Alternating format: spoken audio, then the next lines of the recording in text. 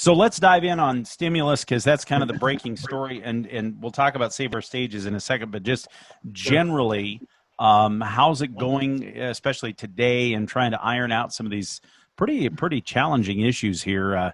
Do you think we're going to head into the weekend before we get things wrapped up here, or what's your take on it? Yeah, I've got a notion is you never want to know. You never know when things are going to break loose here. If you'd have talked to me Monday, Dennis, I'd have said there's no way, there's not going to be a COVID package. It's just not going to happen with this crew. It'll have to wait till next Congress. And then thank goodness, cooler minds prevailed, and we're going to come up with a package around $900 billion, which sounds like a lot, and it is a lot, but by the time it gets distributed to everybody who needs it because of the economic distress things are in, we could possibly lose more, but I'm telling you, I am very happy with this number. Compared to zero, it is great. And how it's distributed is what they're working on right now. And the devil's always in the detail on that. But I think that this is a good package. There's going to be money for hospitals, which is really important. There's going to be money for schools. With distance learning and in-person learning, there's additional costs there. There's going to be help for businesses that have been really hit by this pandemic. I think it's good to have that targeted. There's going to be help for working families with unemployment extensions. Now, I haven't seen the language to make sure all those things are in there, but that's what I've been told is in there. The only thing that isn't in there that I think should be in there is help for county and municipal government. But, folks, there's some folks here in power that don't want that to happen. I don't exactly know why, because quite frankly, when the economy goes down, their revenues go down too. Still have to fight fires. You still have to have police protection. Still need to pick up the garbage, all that stuff.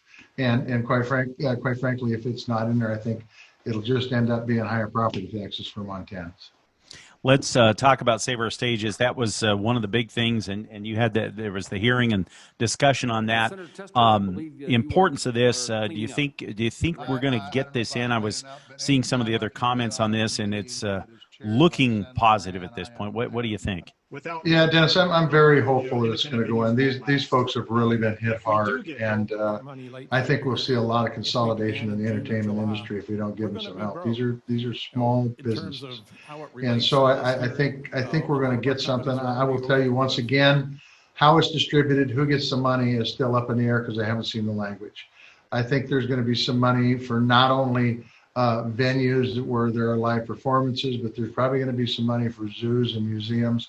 How that's distributed is going to be really important, and making sure there's enough dollars in there to take care of all the challenges is also going to be very, very important. But the good news is I think it's going to be in there, and we're pushing folks right now every time we get a chance to talk to the negotiators to make sure that these folks who have these venues who have just been absolutely shut down, they've been dark since March.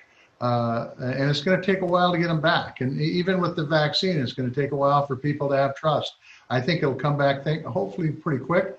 But by the same token, I think they're looking at another 6, 8, 12 months before they get back into full swing. And so they're going to need some help. It's part of quality of life for Montana. And there's some great venues around Missoula that are impacted because they're shut down, that once they get going again, I think it can be a real positive impact. These small venues, for every $1 in ticket sales, it results in $12 of economic development within that region. And I know that's huge for, I'm thinking of Red Ants Pants out in White Sulphur Springs. I'm thinking of Rock on the Rivers and Three Forks. It's not just Missoula and Bozeman and Billings. It's also the smaller towns that really depend on that for a real shot in the arm, right?